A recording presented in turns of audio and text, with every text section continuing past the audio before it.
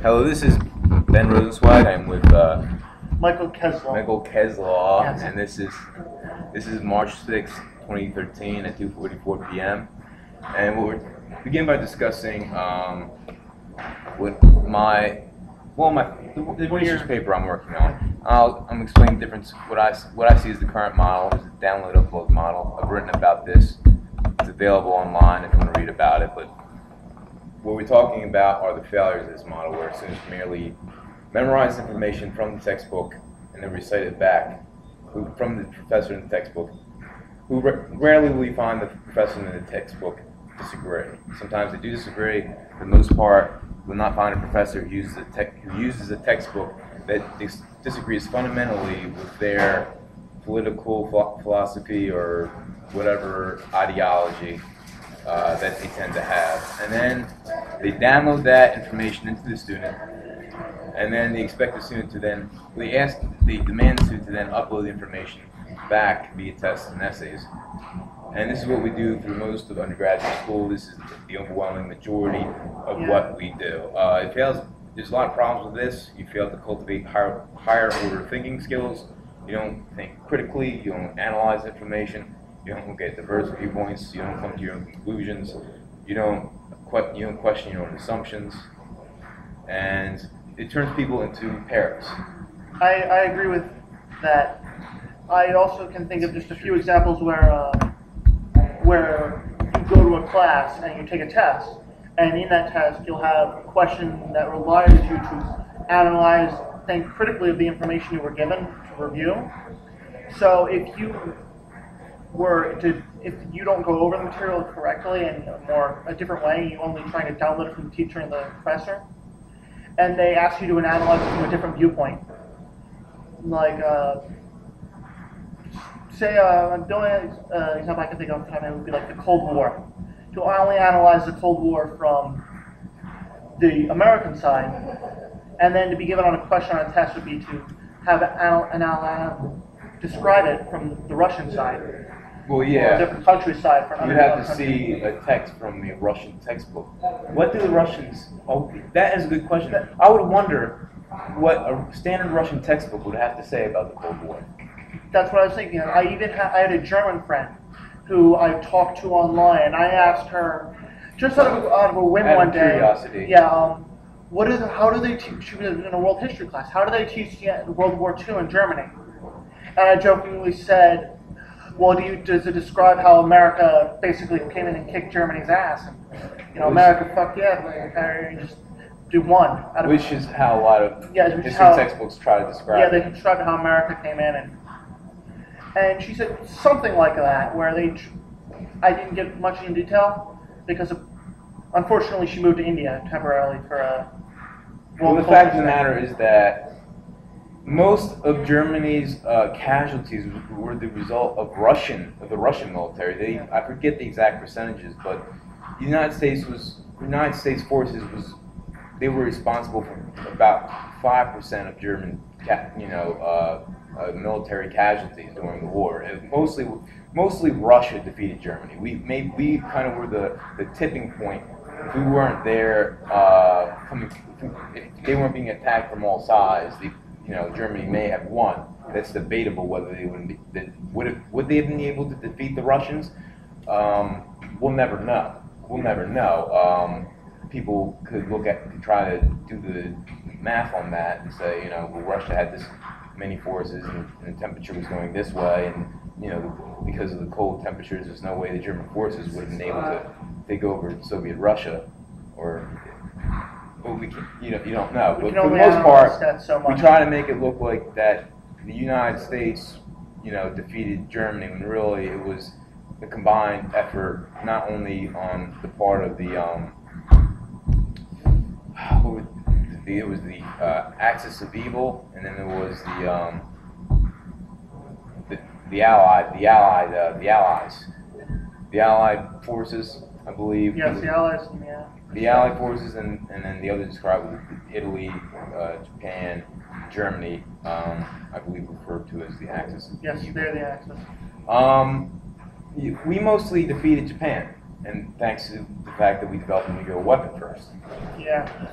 which is one case where we actually defeated a nation and replaced a dictatorship with a working democracy, which is interesting because 90% of the time when we are involved in warfare and we go in, for the past couple of decades, we've been merely replacing one dictator with a worse dictator. We put in the Shah of Iran, we put Saddam Hussein into power. I think there's at least 10 examples of dictators that we put into power because they agreed to certain provisions, certain treaties that gave us resources that we wanted. We didn't try to turn them into republics or democracies, and usually ended up blowing back up in our face, like Iran. You know, we put the Shah of Iran into power, we did the coup d'etat, the CIA did, and now look at Iran today. And we trained, we armed and trained Bin Laden, and you know, 9/11 happened. You know, our foreign policy is very complex, but again, I think that comes back to education. For the most part, students aren't developing the higher order thinking skills they would develop if they were following what I am advocating, which is a student research model, in which students study a subject from various different perspectives, then critically analyze those perspectives with a critical thinking skill set. Just with your model, I have a question. How would you teach that to a developing child, like an 11-year-old? How would you use that model, like adapt it to someone who hasn't developed those higher order thinking skills? How do you start developing critical thinking skills? Yeah, how do you start teaching logical fallacies? Well, there are books actually that can teach logical fallacies to students that are 6, 7, 8 years old, and a lot of homeschoolers use it. A lot of classical people that follow classical education who put a very strong emphasis on logic. They teach logic. They teach the simple logical fallacies, ad hominem attacks. Let's see, I forget the name of the series, but let's see. I recommended the book to one of the nurses at the hospital who does homeschool their children. Teaching logic to children. Let me connect to the internet. They're not that difficult to understand. If A equals B and B equals C, then A equals C. I understand. That, you know, let's see. I was just wondering how you would go about teaching this whole new model to somebody who hasn't developed the brain capacity, quote unquote. Well, you can teach like the formal fallacies, informal fallacies. So you teach the very basics to a child, and then you can. Well, beginning in high school, I'd use didactic. I would use if you ever look up Lisa Van Dam, I would use her model throughout grade school, and then in high school, I would start using more of the constructivist student researcher approach that I advocate for. Let's see, formal logical fallacies.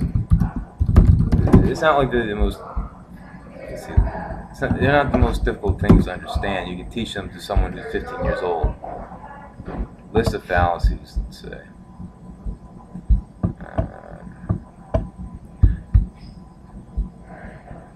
See, argument from repetition, argument from silence, begging the question, the failure to provide what is essentially,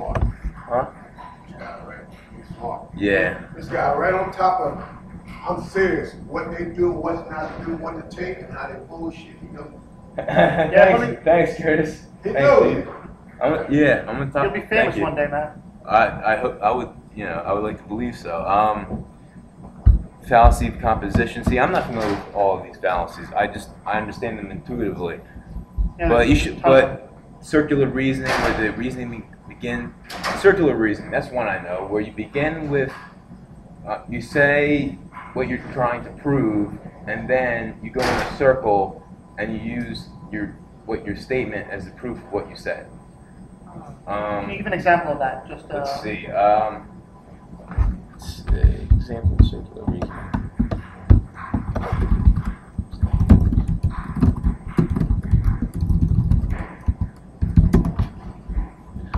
Let's see. I think Valerie. Oh no. David Punch. No. Let's say. Circular reasoning. Here's the. Okay. It's a confused student argues, "You can't give me a C. I'm an A student." Well, if you're an A student, and you get a C, then you're not an A student. Those two things. That's circular reasoning. It's problematic because the claim is made on the grounds that it cannot be accepted as true because those very grounds are in dispute. How can a student claim to be an A student when he just earned a C? So that would be an example of circular reasoning. Again, I'm not even familiar with all of these logical fallacies. I should be, because it's what I'm advocating, but I'm just beginning my research. You're beginning your research into all the different fallacies and how they can be applied. When someone, when I'm debating someone and they bring up and they are fallacious, I can't identify the fallacy, the exact fallacy, the name of the fallacy that they're using.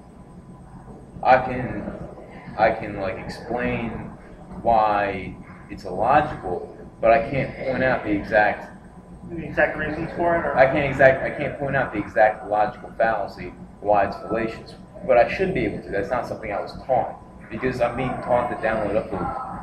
I haven't developed the critical thinking skill set that I should have. I should be able to identify what circular reasoning is. I should be able to know what correlation does not necessitate causation. Correlation does not mean causation. Just because the amount of eggs being produced goes up and the amount of cell phones going produced goes up doesn't mean that the number of eggs being produced is causing the number of cell phones being produced to go up. Oh. You might see a graph. Someone might show you a graph and say the amount of eggs has been going up in this graph. And you see here the amount of cell phones being produced are going up. Obviously, there is some connection between eggs and cell phones. I don't know. I think yes, the eggs started to go up first, and then the cell phones went up. Obviously, eggs are the main determinant of how many cell phones are being produced. That would be a logical fallacy because correlation does not mean causation. That's one I do know. Because someone says that to me, and maybe a simple child, if you're a 10-year-old might buy it, but most people learn implicitly, at least implicitly, by the time they're our age, that makes no sense. That cause does not always equal effect. The correlation does not mean causation. Just because two things move in the same direction, they could even go up and down at the same time. They might be two effects of the same cause. Maybe the fact that people are becoming wealthier is the cause that people are buying more cell phones and more eggs in perhaps Afghanistan. The number of eggs being produced is causing the number of cell phones being produced to go up. It's the fact. The fact is that if you actually do research, the amount of wealth in Afghanistan is increasing, and those people are buying more eggs and more cell phones because that's what they want. So that would be an example of a logical fallacy. There's so many of them. There's tons. There's so many that I'm not familiar with, and I wish I knew them all, and I wish I could. When I was having a debate with someone, I'd be able to say, well, that is post hoc ergo propter hoc, or after this, therefore because of this, which is correlation without causation. We were just talking about that. The regression fallacy, red herring, I know what that is. Prosecutor's fallacy, which is a low probability of false matches, does not mean a low probability of some false match being found. I have no idea what that means. I wish I did. I'd be a much better researcher if I did. But these are things I imagine you would be taught in grad school. But we studied a lot of fictional literature.